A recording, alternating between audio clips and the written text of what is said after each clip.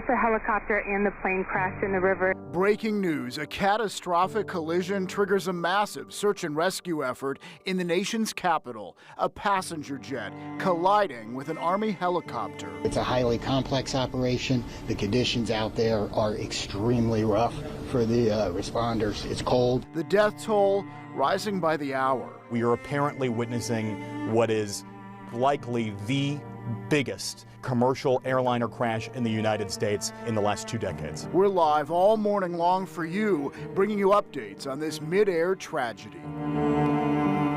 All right, time now coming up on 6 o'clock on this Thursday morning. I'm David Highfield. And I'm Lindsay Ward. 64 people were believed to have been on board the plane at the time. And we do want to give you a live look near where the plane went down in the Potomac River. The National Weather Service says the river's nighttime temperature is about 35 degrees. Think about that. So here's the thing. It says that people can survive in water that cold for about an hour and a half. Well, updates have been coming in minute by minute, really all morning long. So we want to get right over to Lauren Linder. She's in our newsroom right now with what we know at this point. So Lauren, what have you learned? Good morning, David and Lindsay. Well, what we know at this point is that 19 people are confirmed dead in this tragic crash that happened mid-air in Washington, D.C. We know that 64 people were on board the plane. 3 people were on board the military chopper, and we've been monitoring conditions all morning long. Now, EarthCam video shows the moment the American Airlines passenger jet and Army helicopter collided mid-air. It happened just before 9 last night near Washington, D.C. Reagan National Airport. American Airlines says Flight 5342, operated by PSA Airlines from Wichita, Kansas, was approaching the airport with 60 passengers and 4 crew members on board. The Army says the Black Hawk helicopter involved was on a training flight based at Fort Belvoir, Virginia. CBS News is reporting that radar data showed the plane was less than 300 feet off the ground, very close to landing when the crash happened, and that it's possible the pilots of the airplane never even saw the helicopter coming. A search is actively underway for any survivors in the Potomac River. A dive team found what appears to be one of the plane's 2 black boxes, and divers have had some access to the aircraft's cabin. CBS News says the helicopter is upside down but appears to be mostly intact. There's currently about 300 responders working.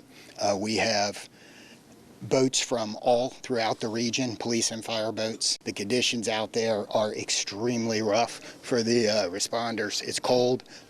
They're dealing with relatively windy conditions. Wind is hard out on the river. U.S. Figure Skating said in a statement overnight that several members of their skating community were on the plane, saying athletes, coaches, and family members were returning home from the National Development Camp held in conjunction with the U.S. Figure Skating Championships in Wichita, Kansas. Earlier, Russia's state-run TASS news agency, citing a source, said 2 Russian figure skaters and coaches were on the plane, according to Reuters, which said they had reportedly lived in the United States since at least 1998, where they trained young ice skaters.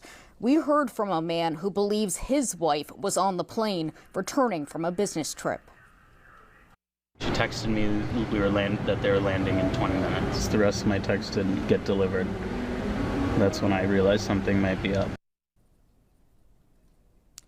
President Trump questioned what led up to the crash on Truth Social, writing, "This is a bad situation that looks like it should have been prevented, not good." And newly confirmed Defense Secretary Pete Hegseth wrote on social media that the Pentagon was actively monitoring the situation and poised to assist if needed. And according to officials on the ground, air traffic has been stopped both in and out of Washington, D.C. at Reagan National Airport until at least 11 this morning. We're expected to get an update from officials once the sun rises. For now, reporting from the newsroom, Lauren Linder, KDKA-TV News. David Lindsay, back to you. Lauren, thank you for keeping us updated. Now we want to get to this with the deadly collision. It is also impacting travel here in and out of Pittsburgh International Airport. All 7 flights going into and out of Reagan Washington National Airport have been canceled this morning. Now, the last deadly crash involving a U.S. commercial airline happened back in 2009 near Buffalo, New York. Everybody on board the Bombardier DHC-8 propeller plane was killed, including 45 passengers, 2 pilots, and 2 flight attendants. Another person on the ground also died, bringing the total death toll to 50. An investigation determined that the captain accidentally caused the plane to stall as it was approaching right to the airport there in Buffalo. And stay with KDKA throughout the morning for up-to-the-minute developments as they come in. We're getting a lot of new information. Natalie Brand is going to join us live from Reagan National Airport in just about 10 minutes from now, and also join the CBS Mornings team starting at 7 a.m. here on KDKA for more live coverage.